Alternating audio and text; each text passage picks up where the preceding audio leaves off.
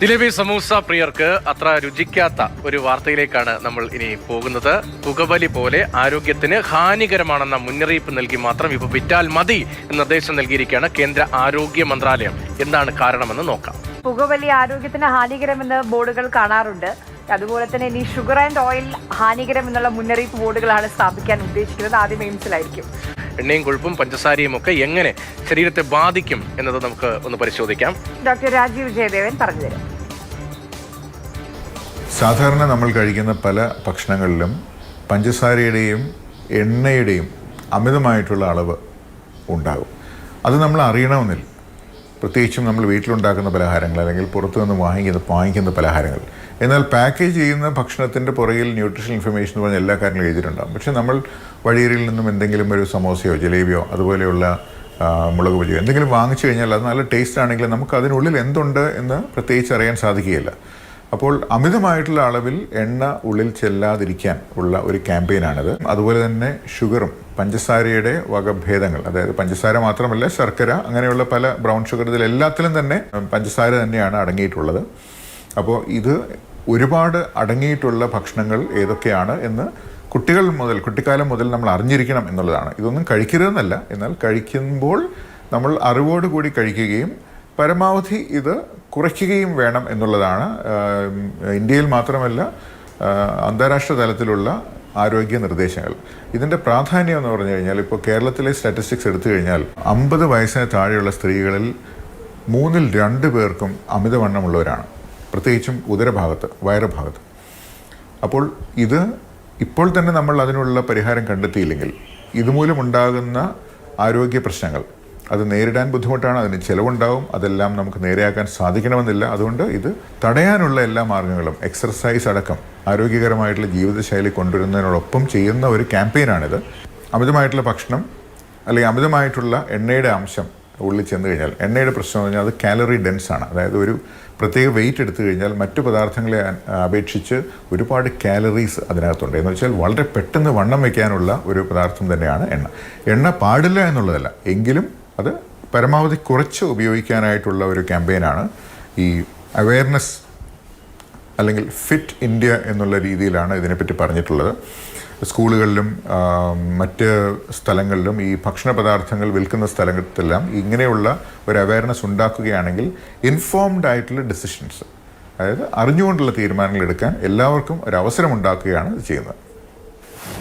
ഇത്രത്തോളം ഗൗരവതരമാണ് ഈ ഭക്ഷണങ്ങളിലെ ഒളിച്ചിരിക്കുന്ന അപകടങ്ങൾ. ഇനി സമൂസയും ജിലേബിയും ഹാനികരമെന്ന് പരസ്യപ്പെടുത്തേണ്ടി വരും എന്നതാണ് കേന്ദ്ര സർക്കാരിന്റെ ഭാഗത്ത് ഭക്ഷ്യവകുപ്പിന്റെ ഉൾപ്പെടെ നിലപാട്. ഈ ഉത്തരവ് നടപ്പിലാക്കാൻ ബാധ്യസ്ഥരാണെന്ന് കടക്കാരും പറയുന്നുണ്ട്.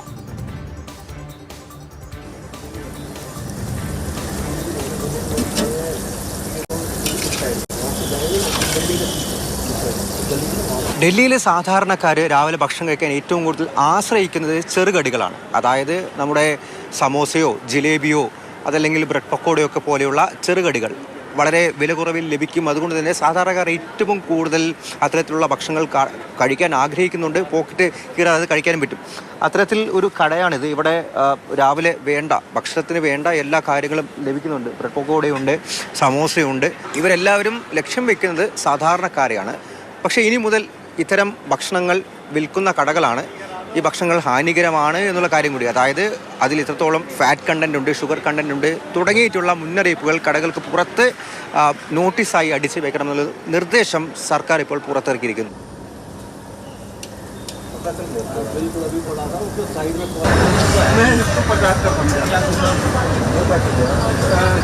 बढ़िया है। आप हर दिन यहाँ पे खाते हो? नहीं, हर दिन खाता हूँ। हर खाते हो? कैसे होते इस सब का वो टेस्ट कैसे होते हैं, उसमें क्या क्या होता है? बस टेस्ट अच्छा है, बस कि हमें पता नहीं क्या क्या है इसमें.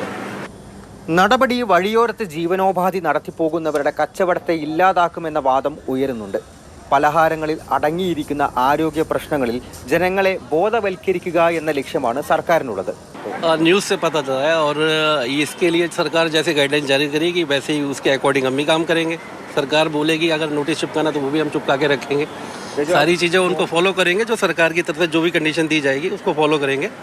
जैसा सरकार का है कि आगे जनता के लिए जो चीज़ें अच्छी हों उसको प्रॉपर उसी तरीके से करेंगे जो जनता के भले में हो, जनता के फ़ायदे में हो. കൊഴുപ്പടങ്ങിയിരിക്കുന്നത് എത്ര, മധുരം എത്ര എന്നൊക്കെ ശതമാന കണക്ക് കാണിക്കേണ്ടി വരും. എന്നാൽ സിഗരറ്റും പാൻ മസാലയും പോലെ പരസ്യപ്പെടുത്തേണ്ടതാണോ ഇത്തരം പലഹാരങ്ങൾ എന്ന സംശയമാണ് ബാക്കി നിൽക്കുന്നത്. ये जो आप खाते हैं ये हर दिन यहाँ पे आते हैं? नहीं, मैं तो आज ओवर टाइम में रुका हूँ इसलिए आता हूँ, नहीं तो मैं बाकी घर चलाता हूँ. ठीक है. സർക്കാർ എന്തൊക്കെ ഉത്തരവിറക്കുമ്പോഴും ഇത്തരം സാധനങ്ങൾക്ക് ആവശ്യക്കാർ വളരെയേറെയാണ്. എന്തായാലും അത് ആരോഗ്യ സംരക്ഷണത്തിന് വേണ്ടിയാണെന്നും അതല്ല ഇതുപോലുള്ള ചെറിയ വഴിയോര കച്ചവടക്കാരെ ദ്രോഹിക്കാനാണെന്നും രണ്ട് വാദങ്ങൾ നിലനിൽക്കുന്നുണ്ട്. പക്ഷേ ഉത്തരവ് അത് പാലിക്കപ്പെടും, അത്തരമുള്ള ബോർഡുകൾ എല്ലാ കടകളിലും സ്ഥാപിക്കുമെന്നുള്ള കാര്യം തന്നെയാണ് ഇത്തരം ചെറിയ കടക്കാരും പറയുന്നത്. ഡൽഹിയിൽ നിന്നും സ്റ്റീഫൻ മാത്യുവിനൊപ്പം അർജുൻ പീതാംബരൻ, മാതൃഭൂമി ന്യൂസ്. നമ്മുടെ ആരോഗ്യം നമ്മൾ തന്നെ ശ്രദ്ധിക്കണം. അത് നമ്മൾ ശ്രദ്ധിച്ചില്ലെങ്കിൽ നമ്മൾ തന്നെയാണ് അപകടത്തിലാവുക. അപ്പോൾ ഇത്തരം അറിയിപ്പുകൾ, ഇത്തരം മുന്നറിയിപ്പ് ബോർഡുകളൊക്കെ, ഇത് കഴിക്കുമ്പോൾ ഇത്ര കലോറി നിങ്ങളുടെ ശരീരത്തിലേക്ക് ഇതാ കടക്കുകയാണെന്നുള്ള അറിയിപ്പ് ബോർഡുകൾ സർക്കാർ സ്ഥാപിക്കാൻ പോവുകയാണ്. അത് കണ്ടറിഞ്ഞ് കഴിച്ചാൽ നമുക്ക് കൊള്ളാം. പുകവലി ആരോഗ്യത്തിന് ഹാനികരമെന്ന് കേട്ട് ശീലിച്ച നമ്മളിനി സമൂസയും ജിലേബിയും ഒക്കെ ആരോഗ്യത്തിന് ഹാനികരമെന്ന് കാണേണ്ടിയും കേൾക്കേണ്ടിയും വരും. ഭക്ഷണപ്രിയരുടെ പ്രിയപ്പെട്ട വിഭവങ്ങളിലേക്ക് വാങ്ങാൻ കൈ പോകും മുമ്പ് രണ്ടാമതൊന്ന് ചിന്തിക്കാൻ വേണ്ടിയാണ് ഇത്തരമൊരു നിർദ്ദേശം കേന്ദ്ര ആരോഗ്യ മന്ത്രാലയം നൽകിയിരിക്കുന്നത്. ലഘുഭക്ഷണങ്ങളിലെ എണ്ണയും കൊഴുപ്പും പഞ്ചസാരയും സംബന്ധിച്ചുള്ള മുന്നറിയിപ്പ് ബോർഡുകൾ സ്ഥാപിക്കണമെന്ന് എയിംസ് ഉൾപ്പെടെയുള്ള എല്ലാ കേന്ദ്ര സർക്കാർ സ്ഥാപനങ്ങൾക്കും നിർദ്ദേശം നൽകിയിട്ടുണ്ട്. ജങ്ക് ഫുഡിനെതിരെയുള്ള ബോധവൽക്കരണത്തിന്റെ ആദ്യപടി മാത്രമാണിത്. സമൂസയും ജിലേബിയും മാത്രമല്ലാട്ടോ, ലഡുവും വടാപ്പാവും പക്കോടയും ഒക്കെ പരിശോധനയുടെ പരിധിയിൽ പെടുന്നുണ്ട്. നാഗ്പൂരിലെ എയിംസിലാണ് ആദ്യം ബോർഡ് സ്ഥാപിക്കുക. തീർന്നില്ല, ക്യാമ്പസുകളിലെ കഫറ്റീരിയകളിലും ഭക്ഷണശാലകളിലും എളുപ്പത്തിൽ വായിക്കാൻ സാധിക്കും വിധം മുന്നറിയിപ്പ് ബോർഡുകൾ സ്ഥാപിക്കണമെന്ന് നിർദ്ദേശിച്ചിട്ടുണ്ട്. അമിതവണ്ണം, പ്രമേഹം, ഉയർന്ന രക്തസമ്മർദ്ദം, ഹൃദ്രോഗം എന്നിവ രാജ്യത്ത് വർദ്ധിച്ചു വരുന്ന സാഹചര്യത്തിൽ കൂടിയാണ് അല്പം കടുപ്പമെന്ന് തോന്നുന്ന ഈ തീരുമാനം കേന്ദ്ര ആരോഗ്യ മന്ത്രാലയം എടുത്തിരിക്കുന്നത്.